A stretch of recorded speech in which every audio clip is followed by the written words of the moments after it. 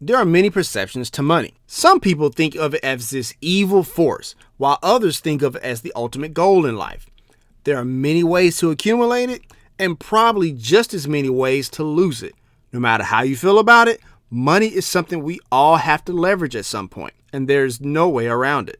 My name is Dominic Lawson, and this is The Startup Life. Let's begin. 7, 6, 5, 4, 3, 2, 1. You'll never have the sacred stone. Oh, this you crazy mother.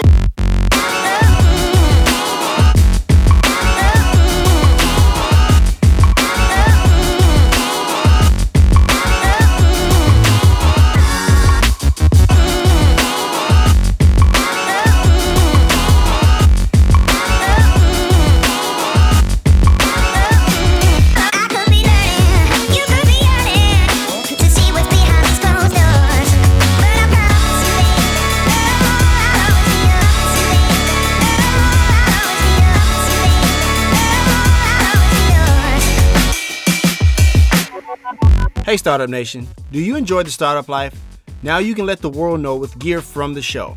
Choose from the label yourself, make your own luck, and Making Money t-shirts to tell your story of your path of entrepreneurship. Click the link in the show notes to purchase. All right, Startup Nation, so I hope you're ready to receive some value today. So today we're going to talk about the money game. So first we'll lead off with our what can we learn from this segment, and we talk about TellTale Games. TellTale Games is going through some rough times, and as a video gamer, nerd, or wherever you want to call me, it's something that really troubles me. So we'll talk about that from an entrepreneurial standpoint. Next, we'll talk about the benefits of delayed gratification. In this game, Startup Nation, of entrepreneurship and building a business, you have to understand that the money comes last. We'll talk about delayed gratification. Next, right before break, we'll talk about ways to make money fast. A lot of people think they're like, oh man, I need some money fast. I don't know how to make money, but there's so many ways to make money fast. We'll talk about those things. We'll go to break, and then we'll talk about good debt versus bad debt. A lot of times people have this thing that debt is just automatically this bad thing, but it's all about how you leverage it. We'll talk about that.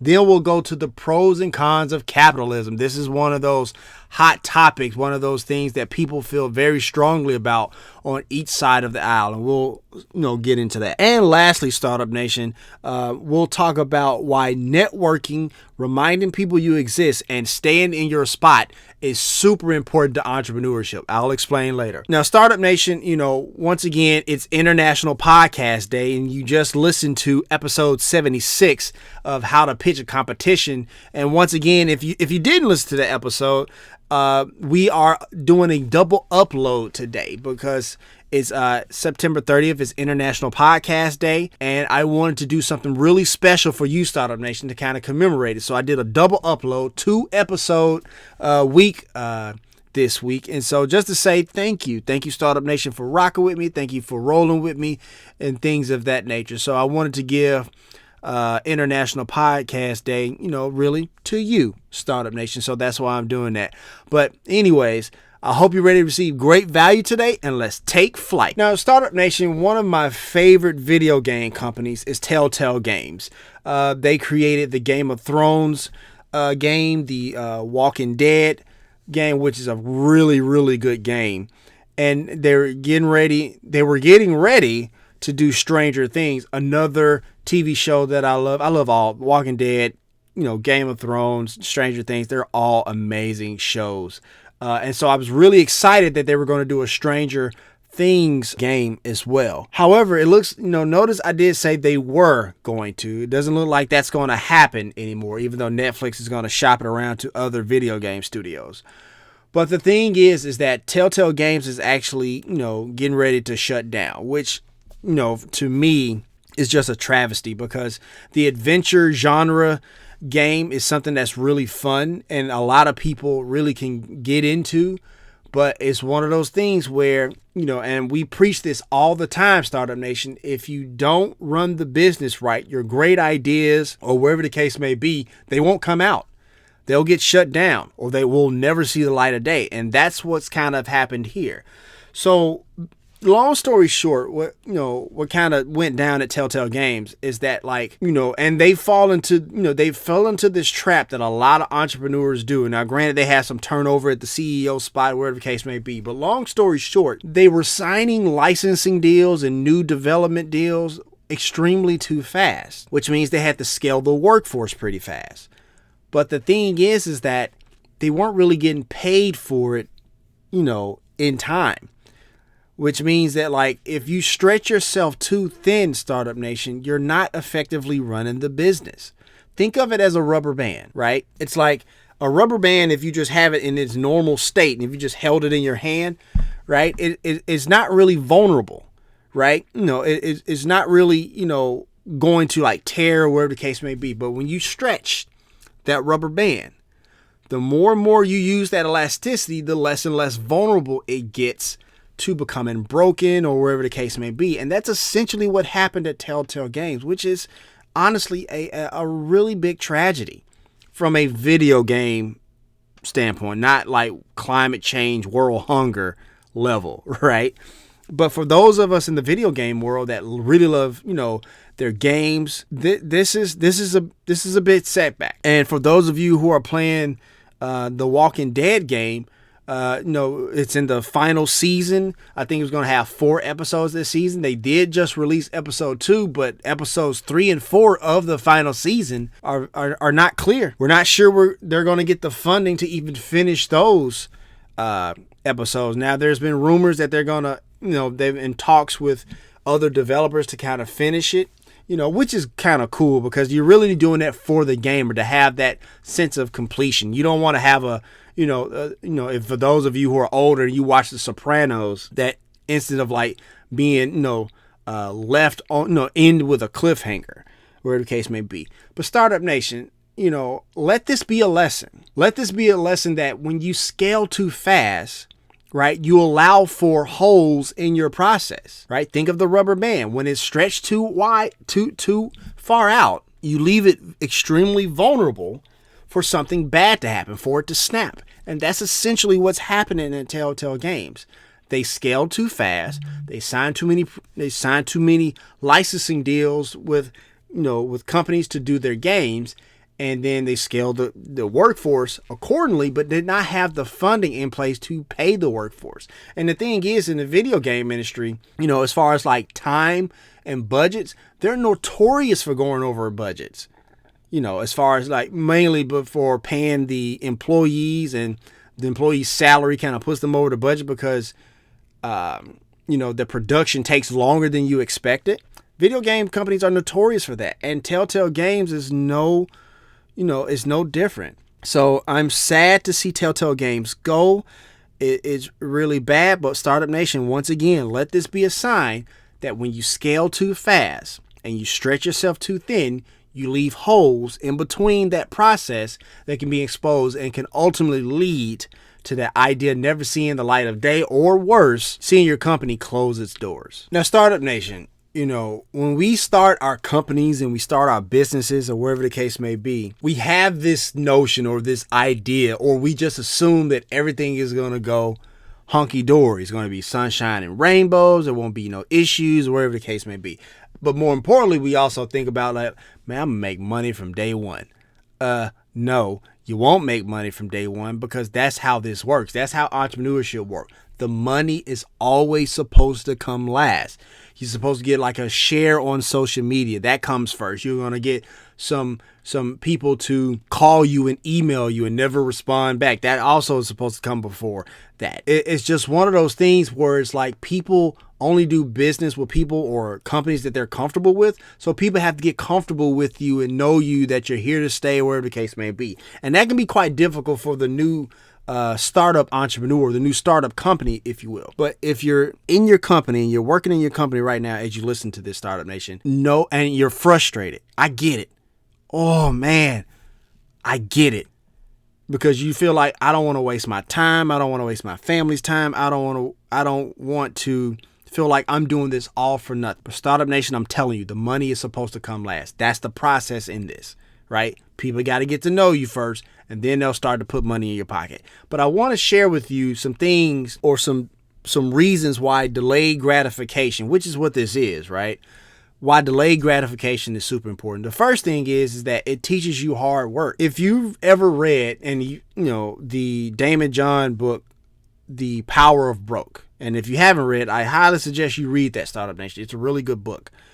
But when you read that book and you read what he's talking about, and you read the stories of Gigi of Gigi's Cupcakes or Kevin Plank of Under Armour. I think I've mentioned Kevin Plank of Under Armour in 2 straight episodes now. But when you read those stories, they tell you that, like, if you were to get like a big lump sum money to start your company, or a big loan or a big grant or whatever the case may be, it's fine that you get that money or that loan or whatever the case may be, but it makes you complacent, believe it or not. If you always had money to bail you out of something, you never have to think your way out of a box. First of all, that's boring. But second of all, there's no way for your company to innovate. You can't innovate if everything is always taking care of you. You're going to be complacent. You're going to be lazy. You're going to feel like we'll always be here. We don't have to create anything new. Ask Radio Shack how that worked out for them. Ask Sports Authority how that worked out for them. So when you are always upset about like not getting a sale or not getting, some funding or whatever the case may be, just remember that like that's an opportunity for you, Startup Nation, to figure something out, to think about what can I do to tweak this process? What can I do to change this product? Or maybe it's not time for you to change the product. Maybe you just need to wait your time, and that's okay too. And we'll talk about that a little bit later in the show. But you can't learn that work ethic. You can't understand that work ethic piece if you're always getting bailed out with money. I mean, like, I'm sorry, you just can't. It goes back to how we were at Owls back in 2016. And if you know the story of how we had a baby boy and we lost him, and how we lost 30,000 in contracts that month, and I can't tell you, like, who's to say we'll still be here, right? Because in that instant, when we lost those contracts, it forced us to think about the next step. It forced us to think about how can we sell products, which is why we opened the e-commerce store to sell our curriculums to teachers, right? It forced us to create this podcast. It forced us to create Pedagogy After Dark. But you're not getting that, Startup Nation, if you're always looking for money to bail you out of a situation. It's just not going to happen. You will lack creativity. You will lack ingenuity. You will lack that work ethic that can ultimately get you to the place you want to be with your company. Another reason that it's good to have, that whole delayed gratification piece in place is that it forces you to be patient. It forces you not to be, impulsive and do stuff off the whim. A lot of times, Startup Nation, when we have companies and we see similar companies, doing something, and then you feel like y'all started at the same time and they're more successful than I am, and you get a little, in your feelings or whatever the case may be, you have to understand that sometimes that success that your competitor is getting it's topical, it's cosmetic, it's not sustaining, right? Because maybe they did something that like is great for right now, but long term is going to be, not so good. Meanwhile, you're building the building blocks and you're building the fundamentals of a company that can stand the test of time, 50 years, 100 years, 200 years, long after you're gone.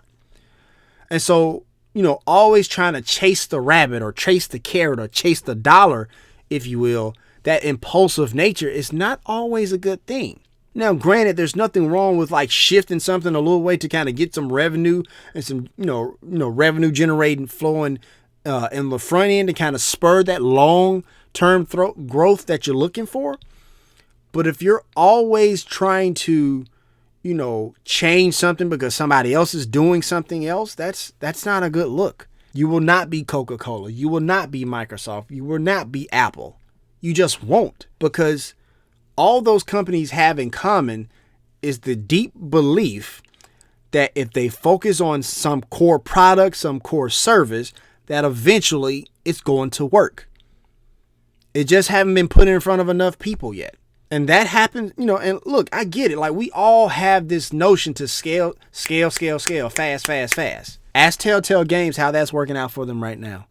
And now who, besides the people, obviously, right, who are losing their jobs and they got to like find other jobs and their family is going to have to bite the bullet, if you will. But who's also being, out there in the cold are the customers. You're ruining, or not ruining, but you're abandoning the people that you're doing this for in the first place, which is the customer. Now they're not going to have the pleasure of your product or service because you decided to be impulsive and now you're gone. Your company's gone, your idea gone, whatever the case may be. So that delayed gratification piece forces you not to be impulsive and to always be patient and to always think about long-term goals as opposed to short-term gains. Also, Startup Nation, when you learn the concept or you appreciate the concept of delayed gratification, you live healthier. Now, how does that work? Well, it's quite simple, actually. Think about people who work out, people who eat properly or whatever the case may be, right? They understand that this is not a overnight success type of deal. They understand that it takes a grind and an effort and an ability to stand the test of time in order to get the goals that they want. It's like my guy Les Brown says all the time, what you become in the process is more important than the dream, because what you're becoming in the process is this person that can withstand adversity, this person that can withstand, curveballs and kitchen sinks being thrown at them, right?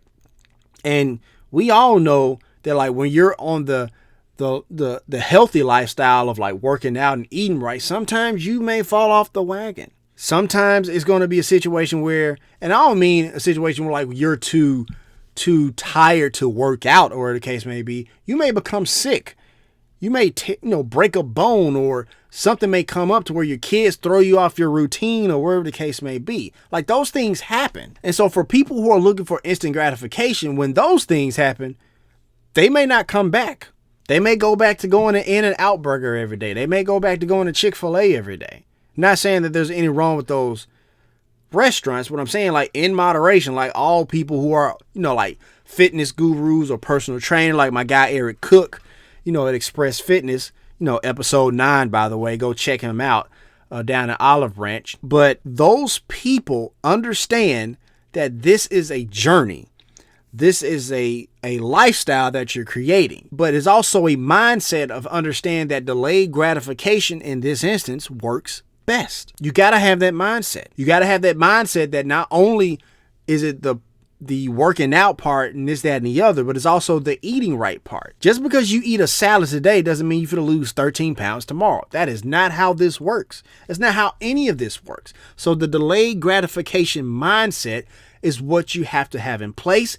And this allows you to live a much healthier life because you understand that even on your path of entrepreneurship, but also in your path of trying to live a better fit life from a health standpoint, that delayed gratification works, is going to help you to get over those bumps and those curveballs that's going to be thrown at you. And ultimately, you're going to get the type of body or health that you ultimately want in your life. Now, this next one, Startup Nation, it's a big one. If you have the delayed gratification mindset, it allows you to save money. It allows you to save money. Think about that time when you were a kid and this is this thing you wanted.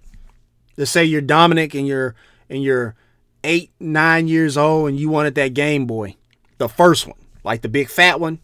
You wanted that Game Boy, but you knew that Game Boy was $139, and for a fact you ain't got nothing but like $10 in your name. Spoiler alert, I never got that Game Boy because I did not understand the delayed gratification mindset that like I have to save and do my chores for like months and months and months and months, or I'm sorry, weeks and weeks and weeks and weeks on end to get to my achieved goal, right? Because a lot of you want to start companies. A lot of you want to save for your vacation. But unfortunately, there's many of us in Startup Nation that want to have it now. Can't have it now. It's not your turn. Or at the very least, you didn't put in on it. And then what I mean by put in on it, not necessarily money, you didn't put in the time. You can't have something you didn't put in on. I'm sorry, this is not how this works. This is not the entrepreneurial mindset. The entrepreneurial mindset is, if I put in the time, if I put in the work, if I put in the effort, and if I stick to the goal and I stick to the game plan, I stick to the process, and I have the delayed gratification mindset, I will achieve my goal. It's not rocket science. If you sacrifice the time you need, or you sacrifice the instant gratification mindset, then you will achieve it. You will be able to save money, and you will have a bigger bank account, and you'll be able to go to Jamaica this summer. You'll be able to go to France for Christmas. You'll be able to do the things that you want to do, whether that be to travel, whether it be a big purchase, or even a purchase a home. Purchasing a home requires the delayed gratification mindset, because it's one of those things where it's like, it's not just saving the money for the down payment or whatever the case may be. I think it's like 20% or something like that. But it's also the fact that, you got to go through this long, arduous process, which is the home buying process. It takes about like 30, 45 days, depending on who you're working with or whatever, right? But think of it this way. When you save money and you start from the beginning, it's going to suck. It just is. Okay? But just imagine yourself 6 months from now, right? Let's say you're saving for a home.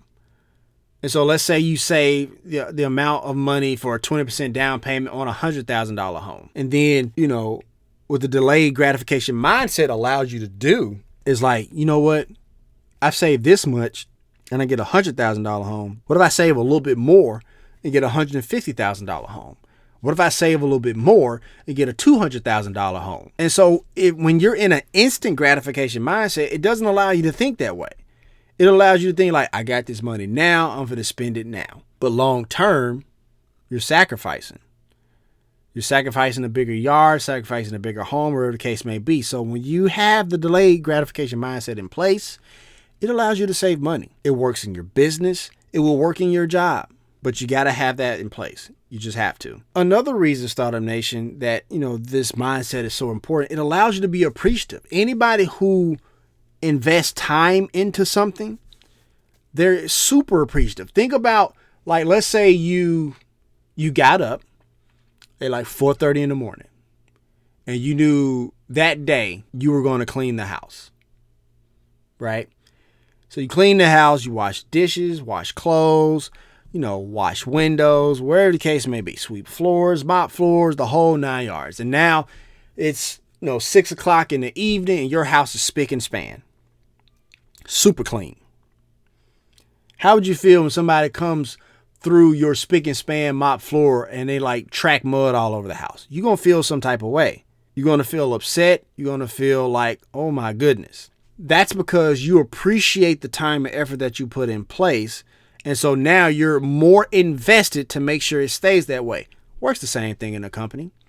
Works the same way with saving money. Works the same way with like buying a house. You become more appreciative once you become more appreciative when you have more time invested in something. It's just a way of life. That's how this works. It's what it is. So when the delayed gratification mindset allows you to be more appreciative. And lastly, Startup Nation, when you have the delayed gratification mindset. And lastly, Startup Nation, when you have the delayed gratification mindset, it forces you to be more appreciative and confident in yourself. Because one of the hardest things to do for a lot of people is to fight impulses. And so when you do this, it allows you to understand that there are other things you can accomplish. Because, for me, seeing is that, I feel like I can start a business and keep a business sustaining, whatever the case may be. It's allowed me to be like, you know what? If I've done this, maybe I can tackle another fear. Maybe my fear is public speaking, like we talked about in how to win a pitch competition. Maybe I have a fear of public speaking. You're like, you know what? I'm going to tackle that now, right? Or I've recently started like cooking, right? For the longest time, I felt like I can't cook, whatever the case may be. And so since I've built more confidence in myself, now I'm going to be like, I'm just going to try to make something. And the first time I made something wasn't half bad. I've made it since then. It was like extremely better. But that's just one of those things where it's like, with time And practice, it just got better and better. Same thing, like I said, with how to win a pitch competition, where if you want to get over nerves, like practice, and that builds confidence, works the same here. And so when you have the delayed gratification mindset, it allows you to be more confident. It allows you to try more things. It allows you to be more adventurous and have more experiences, right? But also it allows you to gain those experiences and teach it to somebody else. Now that person sees you as credible on a multitude of things. And now those people are going to always come to you with, at the very least, not for your advice or something, but they're going to ask you for your opinion on something. And who doesn't feel great when somebody asks them for advice? I mean, come on, let's be honest here. What I am saying, Startup Nation, is that the delayed gratification mindset is one that not to scoff at. The delayed gratification mindset is something that if you possess it, and if you harness it, and if you use it, you will be a better entrepreneur, you will be a better husband, wife, you will be a better father, you will be, honestly, a better person. You just will, Startup Nation. So keep that in mind. Let's ditch the instant gratification mindset and let's embrace the delayed gratification mindset. Now, Startup Nation, a lot of times I hear a lot of people saying that, like, I don't have enough money. I'll never have any money. I need to get some money fast, but I don't know how to do that. Well, it's like, I get it. Like, a lot of people don't feel or don't see just how, oh my goodness, it's so easy to make money in this country. It's not even funny. Like, there are people who get paid to talk about sports. Like, if you ask Charles Barkley, he feels like that's the biggest scam in the world, but somebody pays him for his opinion. And so when you think about that, think about something in your life, Startup Nation, something that you like to do. How can you monetize that? Like I said before, and I say it again, and I say it to anybody that comes to me. I feel like there's a business idea in everybody. I feel like there's a business inside of every single person. I believe that. It's just a matter of figuring out what you like to do and how can we monetize that. It's that simple. It's a two-step process. Let me repeat it again because it's so easy. What do you like to do? Number one. And then number two, how can we monetize it? It's really that simple. Now, there's nuts and bolts to figure out, right? But at the heart, at the base of it all, it's just those two questions. What do you like to do? How can we monetize it? It's really that simple. But for those of you who are still trying to figure out what you like to do, or the case may be, but you need money now, let me share some things that are some ways to kind of get money really fast, really quickly. One of the first ones is real simple. Do you have a car? There you go. Uber or Lyft. Pick one. It's really that simple. I have a few friends who are Uber and Lyft drivers, and they love it to death. They like it. They really do. Another one is, like, if you got some old books at the house, sell them on Amazon. Amazon's always looking for good books. People are always looking for good books to read. And not everybody's like myself who like get an audible.com account, whatever the case may be. There are a lot of people still out there to this day who like the feel and the touch of a book in their hand. You can sell that. If you got some old stuff in your basement or your attic or wherever the case may be, try selling it on Craigslist or eBay or something along those lines. I can tell you something that Gary Vee talks about people doing all the time. If you have a company but you're cash strapped, what you do is you go out on Saturdays and you find old trinkets and old magazines or whatever the case may be, right? Maybe you pay 25 cents for those magazines or whatever and sell them for $1 on eBay or something like that. It's a 75% profit. Now, granted, there's other fees and stuff like that with eBay, but you get my ultimate point. People are selling stuff at yard sales all the time. Take that, flip it, and then, there you go. Easy peasy chocolate squeezy. There's some cash on hand for you. So think about that as well. Also, if you're familiar with like TaskRabbit or Tackle, you can do like little odd jobs, right? It's basically like, and I hate to say this because everybody says this, but like it's the Uber of like task or whatever, right? It's like it's a way to get some cash really quickly to help fund the business when it's in a slow lull or whatever the case may be. Tackle, TAKL, and TaskRabbit, TaskRabbit. So think about those two things as well. Or you can deliver for Postmates. That's also another one, right? People do that as well. Like some people, flip real estate contracts.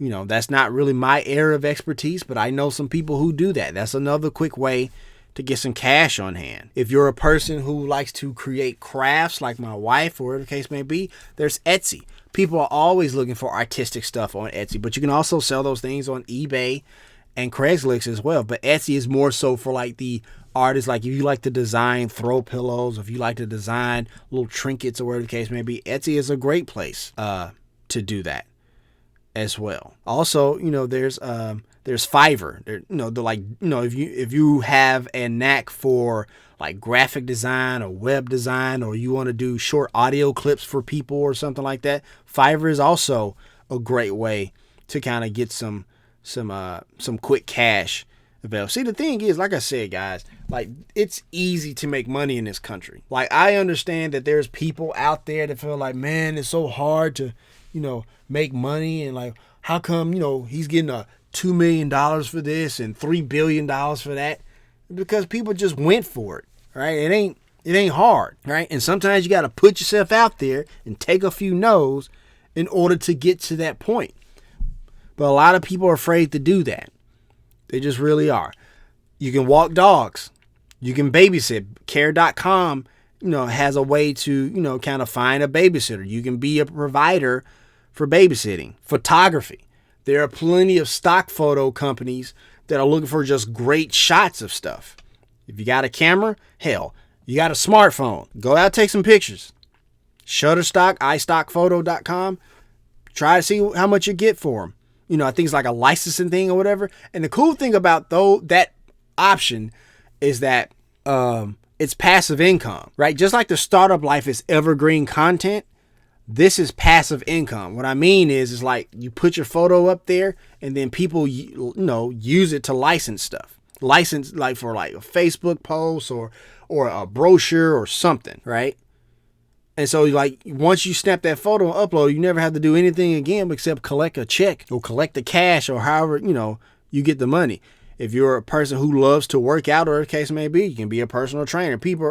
There will always be a need for people to kind of like boost people's, need to get fit or whatever the case may be. If you have a really good grasp on like algebra or math or English or something like that, you could also tutor, and if you're a teacher, of some, of I believe mainly of English, but I think they accept any subject.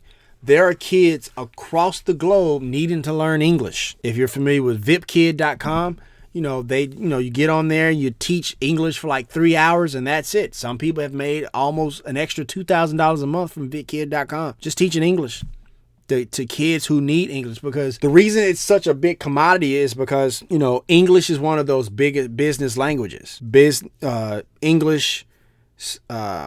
English, Japanese, and Mandarin. English being the big one. It's becoming a really universal language. I would say probably, because most people in America don't want to learn a new language, but that's neither here nor there, Startup Nation. But, you can house clean. You can do gardening for people. People are always looking for like landscaping stuff. If you have an eye and a green thumb for designing somebody's flower bed, you can make some quick cash. You can probably do that on Tackle and TaskRabbit as well. Home organizing, washing carpets, give blood. Now the give blood, look, okay, like be mindful of your health. Don't go crazy, right? Because you don't want to feel all wobbly and stuff because you've given too much blood, right? Also, if you living in a not an apartment, because you can't do that, but if you have like a house and you got a spare room, there's always Airbnb. Airbnb is also another great option to kind of get some cash, on hand or wherever the case may be. If you got some clothes that you don't sell anymore, sell them to a thrift shop. They're always looking for stuff. If you're, well knowledgeable in something, you can conduct a webinar. That's also an option. Go to webinar.com, Webinar Jam. There's also ways to, get some quick cash in your hand, wash or detail cars, or, you can pawn some stuff. You can pawn some stuff as well. The point I'm trying to make, Startup Nation, that look like this whole notion that it's hard to make money in this country, is just a farce. It's just not true. Now, if you want to make money in a certain way, either A, you can't do that, or B, it's going to take a little longer. But to say that it's hard to make money in this country, I'm sorry, it's just simply not true. If you're willing to be creative, or you want to take some of the ideas I just shared with you here, Startup Nation, you can make some money and you can get some cash in your pocket pretty quickly. So we're going to go ahead and take a quick break. I hope you're enjoying episode 2 of our International Podcast Day commemoration episode. Once again, my name is Dominic Lawson, and you're listening to The Startup Life.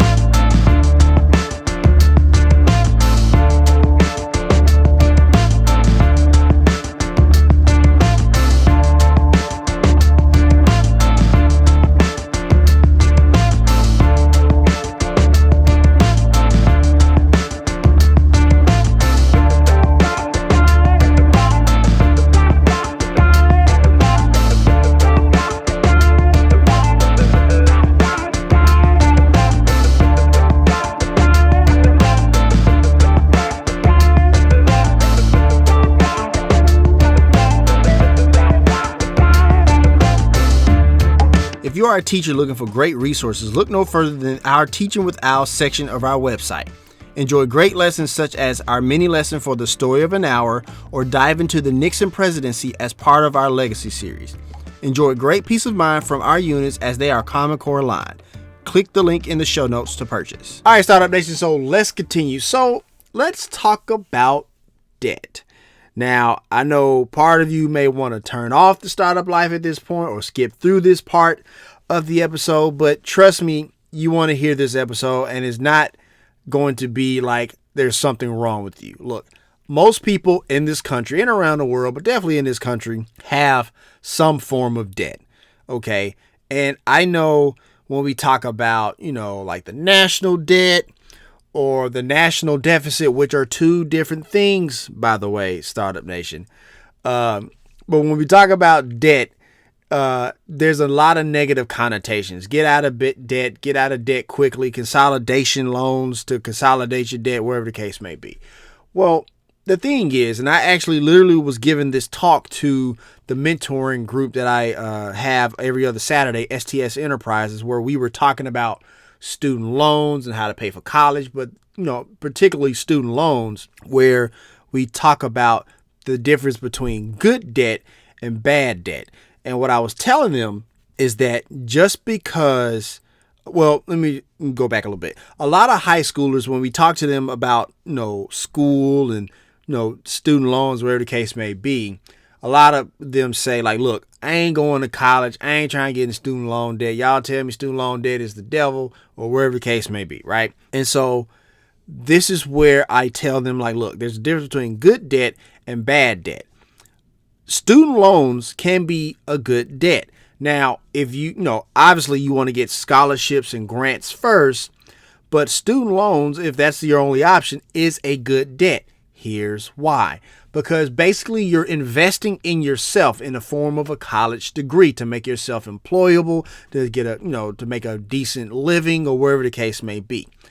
And so I know a lot of people say things about, student debt, student loan debt. I'm still paying on my student loan debt, and here we are 30, 40 years later. Like, I get it. But even if you were to default on your student loan payments, they can't take away your degree. And this is what I tell rising juniors and rising seniors getting ready to think about going to college. There's nothing wrong with investing in yourself. There's nothing wrong with, as we say, sharpening a saw, improving yourself, that professional development in you. Anytime you're developing yourself in a manner like that, that is a good debt.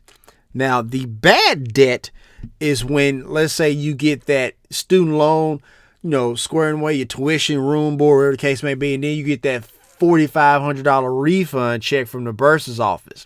That $4,500 refund, That's bad debt. That's one of those things where it's like you don't need that money, and so you should put that towards something else. So when we talk about paying for college, or technical school, wherever the case may be, a lot of times we think about student loan debt or whatever, but that's a good thing. It's always important to bet on yourself and pour into you to create new opportunities, to create a good paying job, or wherever the case may be. Now, another form of good debt, and this is related to the student loan. Let's say you took that $4,500 and you decided to, instead of buying some new clothes or buying some new shoes or wherever the case may be, you could take that $4,500 and start a business. That turns that $4,500 bad debt into good debt. Now, granted, as we all know, Startup Nation, small business ownership can be risky and this, that, and the other. But if you're willing to take the risk and try to create some type of revenue generating activity or business or company or wherever the case may be, that is a good debt. And outside of the, student loan example, when you go to your bank or some type of crowdfunding source and you use that money to, start a business, that's a good debt. If you get a $10,000 loan from your, the bank of whoever, Wells Fargo or Bank of America, the case may be, that's a good debt, because you're using that debt with the intention of generating more revenue, more income, some revenue generating activity, right? And a lot of times you can use that to create some serious wealth for yourself and your family or whoever, this, that, and the other. Couple that college degree with, your newly founded business, and this creates opportunity beyond your wildest dreams. It's going to take you a minute to get it off the ground, obviously, but it can be a situation where you never have to worry about a job again. You never have to worry about some third party paycheck or somebody hiring you ever again. Because one of the genius things about entrepreneurship and business ownership, whatever the case may be, you can't fire the owner. It's not possible. Now, people will say, well, Steve Jobs was fired from Apple. Steve Jobs was fired from Apple as the CEO. He was still the owner when he left. So that's an example of good debt. Not everything is considered like bad debt. There are good things. There are things that are debt. Another one, real estate. Real estate is also something that you would invest in as far as good debt. And it doesn't necessarily have to be, buying houses and flipping them or whatever the case may be. Even buying a home for yourself is considered good debt. Now, there will be some who will say that it's not good debt and it is a lot like renting or whatever the case may be. I personally don't believe that. I personally don't ascribe to that notion. Because, I can say now, I checked it the other day, like I bought a home and 4 years later, I've accrued $50,000 in equity. $50,000 in equity over 4 years. Now, that doesn't happen to everybody, and housing markets fluctuate. But what I am saying is that you're not generating equity in renting an apartment. You're not generating equity in renting another house. So this is considered good debt. Now, the other option could be you want to take houses and flip them, or take houses and get a loan and purchase those houses and rent them out. You could do that as well. That's good debt. And I know there's many of you out there thinking like good debt is oxymoron. It's not true. It's not true. Anytime you borrow money to create some type of new opportunity or some type of revenue generate activity down the road, that is considered good debt. Another thing is investing in the stock market, investing in mutual funds, investing in other businesses. That's good debt, because you're trying to create that $10,000 loan into $100 million. That is good debt. Trust me, there is nobody on this planet who would not take that deal. Borrow $20,000 to make $100 million. Anybody would take that bet. Warren Buffett talks about if you invested in, I think it was Coca-Cola. If you invested $40 in Coca-Cola in 1941, that you would have, I believe, $8.1 million in the bank today. Because most of that you're basically, and you're getting like what, $40,000 a year living, in interest that you're earning. And you're basically just living off the interest. That is good debt. There's nothing wrong with that. Now, with all the examples that I gave you, right? Like, there are no guarantees. There are no guarantees. Like, take the student loan, going to school approach, right? Just because you got a degree doesn't guarantee you a job. It just doesn't. And in this age of AI and technological advances, changing the workforce, that's becoming ever so present, even to the point where you have certain 2020 presidential hopefuls advocating for a human living assistance, not wage, but like a living assistance stipend, like $1,000, $1,500 a month, because some people who decided to maybe not necessarily sharpen the saw, work on their craft, do professional development, they're getting left out of the job force, literally by tech.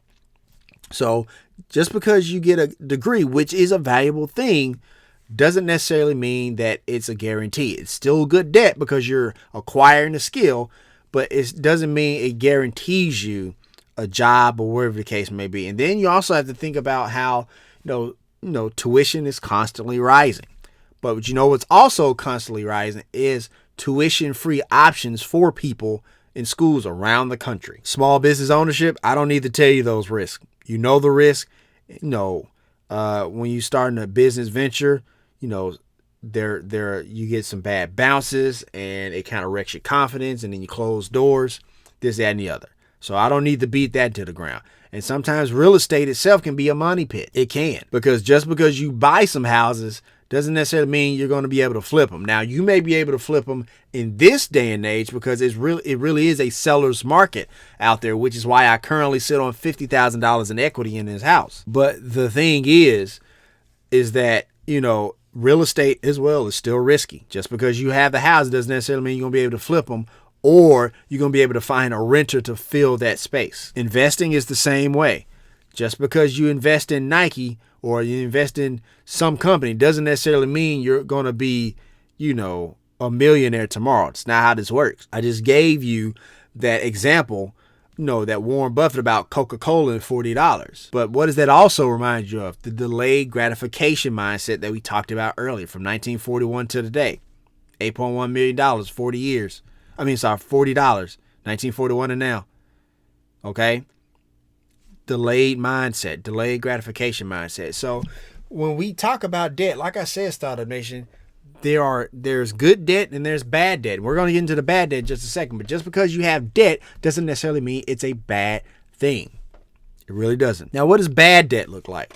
Well, for starters, cars, buying a car and, this and here, buying a car is bad debt.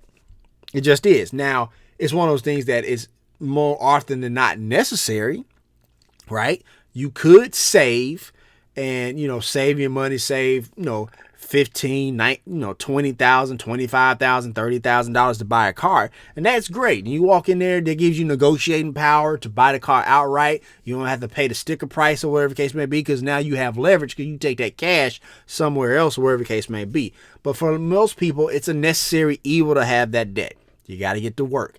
You got kids, got to get them back and forth to school and their activities, wherever the case may be. You want to go out, wherever the case may be. Now, granted, you got Uber and Lyft, and you can just do that all over the place. But sometimes you want to get behind the wheel, because something about being behind the wheel gives you this independence. It gives you this notion of like, I can go whenever I want, wherever I want, whenever I want. And a little bit of that is the kid in you, like, man, when I get a grown up, I'm going to go everywhere. And now that I'm an adult, I hate driving. I just do. That's why I Uber as much often as I can. But that's neither here nor there, Startup Nation. Like I said, buying a car is bad debt, but it's one of those things that is necessary for most people because you have day-to-day things that you need to do. Clothes, consumables, goods, and services. Clothes and consumables. That's bad debt. You should not be buying clothes on a credit card. I'm sorry. Just because it looks nice and this, that, and the other, and it gives you confidence. Because if you what's the thing? If you look good, you feel good. If you feel good, you play good. And if you play good, they pay good. That's a Deion Sanders quote. That's not me. And I get it. And sometimes you got to buy clothes on credit card for work and this, that, and the other. You need a suit, whatever the case may be. I get it. Once again, it's a necessary evil. It's a necessary debt. Doesn't mean it's good debt, though. It's still bad debt, because every piece of interest that you're spending is on something that can't do anything for you, really. It just can't. I mean, it can give you that confidence, looking good, this, that, and the other, but outside of that, it doesn't give you anything tangible. It can't make you any money. And, and I'm not saying that's a money pit, but, it really just this thing that just sits there. And then after a while, you know how clothes and cars get. After a while, they'll have new clothes and cars. You want to get those things. Then you get more and more debt, right? So it's a necessary evil, but it's not good debt. Credit cards are not good debt either. They're just not. Because 9 times out of 10, you're buying something in retail, whether it be a couch or clothes like it just talked about, or video games, which is one thing that I like to, purchase or whatever the case may be. But it's not good debt. And let me break this down to you. Let me put my banker hat on for a second. So when we talk about credit cards and interest rates, or just, interest rates in general on things, usually the bigger the item, the smaller the interest rate is. For example, for a house, an interest rate could be like 4.75%. For a car, the interest rate could be like between 11-12%. For a credit card, it's usually like 18%, 22%. A good credit card, like you got like immaculate credit, even an immaculate credit, like A1, super A1, super A1 credit, 12% interest rate, because they're trying to get as most money from you as possible, right? Now, granted, like on a house or whatever the case may be, 4.75% don't sound like a whole lot. But 4.75% on $200,000 is a whole lot, right? So know that when you think about interest rate, whatever the case may be. But we're talking about credit cards. Credit cards sometimes is a necessary evil, but it's not good debt. I listened to Cynthia Daniels at her Grind Set podcast just the other day, and she was talking to Andrea Johnson, founder and CEO of the Bubble Bistro, and she was talking about that she used credit cards to fund her business. That makes it good debt, because she was using the credit card to fund this business venture that she had. That makes it good debt. But when you use your credit card on like things that's consumables and whatever the case may be, that's not good debt. It's a necessary evil, but it's not good debt. All in all, Startup Nation, when it comes to good versus bad debt, you just need to know your lifestyle, understand what you're trying to do, whether it be get a job, start a business, buy a home, wherever the case may be. It really is up to you, Startup Nation, not me. It really is up to you to define what's good debt, what's bad debt, and everything in between. Startup Nation, when we hear the word capitalism, it invokes a lot of different responses, emotions, wherever the case may be. And I get it. I really do. Now, very well, Startup Nation, I'm a capitalist, self-proclaimed capitalist. I like the idea of not just making money, but the idea that like you have the ability to create something out of nothing and have people pay for it, right? But, on the flip side, however, I do believe that there are certain avenues or certain things that, that capitalism shouldn't rear its head in. Like, for starters, healthcare. I don't think healthcare belongs in, I don't believe capitalism belongs in healthcare. Sorry. I don't believe capitalism belongs in healthcare. I just don't. We're talking about taking care of people, and Band-Aids like one Band-Aid costing $10. Like that's outrageous. Another thing, I think capitalism doesn't belong in education. It doesn't belong in education. Because it's basically like people who you're basically determining this kid can get a better education because they have the means to pay for one, as opposed to this kid. And I think every kid has the right to a very good education. I do. Now, if a parent wants to enhance something that's over the baseline because to give their kid an extra advantage, I have no issue with that.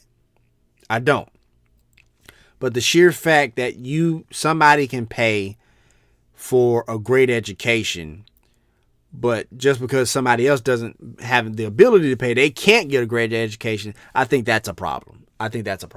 So I really think there are pros and cons to capitalism, even to a self-professed capitalist. Number one is that it encourages innovation. Capitalism is a dog-eat-dog world, right? It's, the self-regulation or little regulations in place forces you to be creative, forces you to be innovative. And I think the marketplace as a whole really does benefit from that innovation. It really does. Like if there was no, if capitalism wasn't in its purest form in this regard only, I think you would have everybody doing the same thing. And that's boring. Burger King wouldn't be forced to have a better Whopper than McDonald's Big Mac. That's because of the innovation, right? Another thing, which speaks me to my next thing, capitalism promotes self-regulation. I don't think there are a lot of needs for regulation in the marketplace. I think there's a need for somebody being ordained to be successful is just like, I don't believe in that. That's absurd. I believe in the fact that if you work hard and this, that, and the other, you can create something. And I think that you need to have the ability to do that. Now, granted, don't get me wrong. Like, there are holes in that logic. Trust me when I say that. There's holes in that logic. But, at its base purest form, I don't think there needs to be much regulation. It's just, because I think that stymies growth. I think that stymies innovation. I just believe that. And I know I have a lot of friends who are, self-identified liberals that, they abhor that notion. And I get it, because there's been a lot of things that's been used for capitalist gains. And like I said, healthcare and education, those two come to mind. But for the most part, I don't, I think self-regulation is a good thing. I think, as long as it's not hurting somebody and there's, fair competition, then I think that's okay. It also, capitalism leads to wider ranges of products and services. We talked about the innovation piece, right? Okay, so McDonald's has the Big Mac, Burger King has the Whopper, right? And so after that, what else can I use to entice them? Maybe I have these kind of cut fries. Maybe I have that kind of cut fries. Maybe I, want to add, an apple pie. Then maybe Burger King wants to counter McDonald's apple pie with an apple pie with sugar on top, with literal sugar on top, right? That's what you get with capitalism. You're not getting that in a society or in a market to where everybody just does, the same thing. You're just not getting that. I'm sorry. Now, where does capitalism, go wrong or have the cons, whatever the case may be?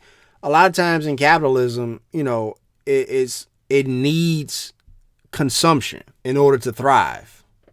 And that's not necessarily a good thing, because if we're all just consuming, then we're not innovating. And if we're not innovating, we're not moving forward as a society. So when you talk about capitalism or whatever the case may be, and it needs consumption, that's not necessarily a good thing. Another reason why capitalism isn't a good thing is because it puts the needs of the business before a person. It goes back to my healthcare education argument. It's one of those things where it's like somebody who's down on their luck should not have to pay $10 for a Band-Aid, $30 for 2 aspirin, right? Pharmaceuticals companies get away with murder when they do these things. And then they have the power to hire lobbyists to make sure that they can keep the status quo in place. That's not a good thing. Now, when I talk about the cons of capitalism, you may think, that I'm being, hypocritical from literally 2 seconds ago. But what I am advocating for is that, and what I've always advocated for, is that life requires balance. Honestly, the U.S., is so consumed with capitalism, but it really doesn't need capitalism as much as it had in the past.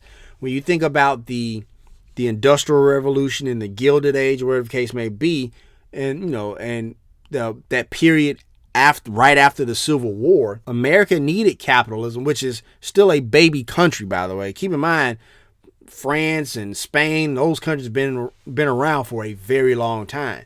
The U.S. has only been around not even 300 years yet. So it's still a baby country, believe it or not, Startup Nation.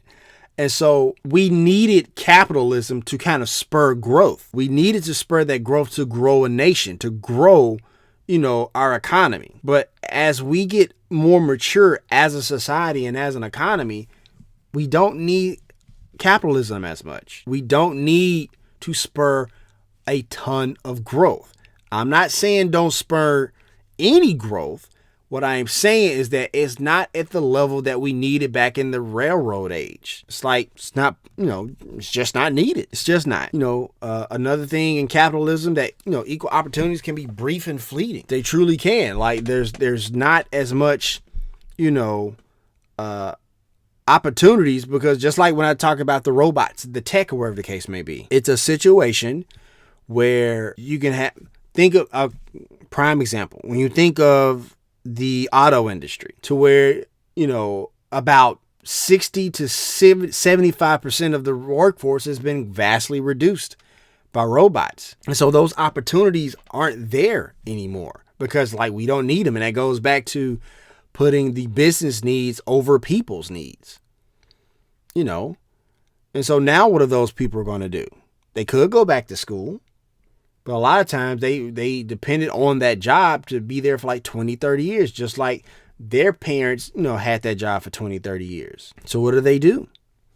What do they do? Last but not least, when we talk about the delayed gratification mindset, as we talked about in the second segment of the show, you have to understand in entrepreneurship that the money comes last. It always comes last because it's supposed to come last. And so when you're thinking about starting a company and scaling a company, wherever the case may be, there's three things that you need to keep in mind: networking, reminding, and staying on your spot. Networking, reminding, and staying on your spot. What do I mean by that? You got to get the word out there that you exist. That's where the networking comes in. If you got an idea or some type of business venture, nobody knows you're there unless you go meet people. And keep in mind what I said in our networking episode. People only buy things from people that they know and trust. So if you don't go out there and meet people, they're not going to trust you and they're not going to buy anything from you. But once you network with them, and you get a business card, exchange emails, whatever the case may be, you have to remind them of what you do ever so often. Add them to their email list, add them to, your text chain or wherever type of marketing that you use, right? You have to remind them that you do what they do, so that way when they need you, you'll be there. And they know they can come to you because they've always been reminded by you that this is what you do. You got to let them know that. And then lastly, not least, you got to stay on your spot. You got to stay on your spot. If you keep constantly chasing the dollar, you will never catch it. I'll give you an example of what I'm talking about. Imagine a circle, okay? Nice big round circle. Now put a dot on one of the parts of that circle. It can be at the top, the bottom, left, right, southwest quadrant, northeast quadrant, doesn't matter. Put a dot on your circle. Now, what I want you to do is to think about something. That dot is you starting your business. That's day one, year one of you starting your business. Let's say you're selling cupcakes, because apparently that's what I like to talk about on this show. And Startup Nation, if you ever want to send me some cupcakes, send me an email, send me a Facebook, request, or Facebook post or whatever the case may be, and I'll gladly accept those cupcakes, by the way. But anyway, day one, year one of your company is that dot. So you start that company and, people are there at that dot with you. And you say, yeah, I started this company. Like, oh, yeah, great. That's awesome. That's wonderful. Tell me about it. And people are all excited about it. They're excited for you, wherever the case may be. But slowly but surely, they start to go around and they start to leave that dot behind. And you remind them every so often, that, you're still doing the business, wherever the case may be. But they're starting to get further and further away from that dot. You're staying on your dot. You're not moving this at wherever the case may be. They're moving, going around that circle. And then you start not to hear from them as much. They start not to ask about the business or wherever the case may be, right? And then that point where you're literally on your side of the circle and they're directly on the opposite end of the circle, that's the part in your business cycle to where it's radio silence. They have forgotten about you. They have moved on, or wherever the case may be. They still got your business card. They still get the emails that you send out, or wherever the case may be. So they start moving again around that circle. They're coming a little bit closer to you. You get a random email or random phone call out of the blue. Like, hey, I got this party that I'm trying to put together. Can you send me a quote or something? I think I may want to go with you and get some cupcakes, right? And so now they're moving closer and closer back to you in their dot. They're not close. They're not there yet, but they're close. And they send you another voice like, hey, this looks great. I think I may want to move forward with this. What does your schedule look like on, I don't know, October 15th of this year? Send them schedule, this, that, and the other. And then they decide, they move closer and closer to that dot. They're almost there, but they're not there yet. And comes, day before, like they send you a check in the mail, and you get, you cash that check, you do the services, boom, bam, boom. There you go. They're back at your dot. Now, when you think about that dot, Startup Nation, think about if when you were on your spot on that circle and they was on the opposite end, what if you had moved? What if you had gotten discouraged and you start trying to do other stuff, right? Because if you start moving your dot, you're actually moving away from the person that's thinking about doing business with you, right? And the thing is, in actuality, there's multiple dots on that circle. But for the purpose of this example, I want to just give you just that one person moving on that circle. But what if you had moved? What if you had moved on to something else and that person was ready to do business with you? And that's what it means to stay on your spot, Startup Nation. You have to stay on your spot, because if you keep chasing money, you will never catch it. So if you stay on your spot and you hone your craft and you focus on your cupcakes and your cupcakes alone, eventually that person is going to come back around. Or if not that person, they're going to refer who they know to you. But if you move off that spot, you're going to miss them. You are going to miss them. So here's my final take. Money is a funny thing, but just like anything else in life, there's a game and a strategy to acquire it. You have to understand the delayed gratification mindset in order to appreciate it. And you always know that, even when you start a company, Startup Nation, there's always supplemental activities that you can do to kind of help fund the overall main core business, if you will, right? Not necessarily starting another company, but like little activities, like side hustles, if you will, to make sure that the core hustle, the business, stays afloat. And also, Startup Nation, just remember about the dynamic of good versus bad debt. Not every perceived good debt is good. Not every perceived bad debt is bad. And also think about the pros and cons of capitalism. Okay? Capitalism isn't a dirty word. It's a means to an end. You can use that means to your advantage and leverage it, or you can get crushed by it. That's the dog-eat-dog world of capitalism. And last but not least, Startup Nation, just remember, when you're starting your company and you're getting frustrated and you're trying to figure out a strategy to get those dollars moving, get that cash register ringing, remember the three things: networking, let them know that you exist, remind them, keep reminding them, keep letting them know that you exist, and stay on your spot. Because if you stay on your spot, they will come back around. It's just going to take a little bit, but they will come back around and they will do business with you. And even if it's not the person that you originally networked with, they may refer you to other people who are looking for what you do. Because remember what I say, if one person likes what you do, 50,000, 100,000 people like what you do. They just haven't found you yet. And if you move off your spot, they won't ever find you. And I believe if you remember all these things, Startup Nation, you will win the money game. So that's going to do it for this episode of the Startup Life. I just want to say once again, thank you, Startup Nation. I love you guys. You guys are amazing. And I hope you enjoyed this special presentation for International Podcast Day. Don't forget to check out episode 76, How to Win a Pitch Competition. And I hope you really enjoyed the money game.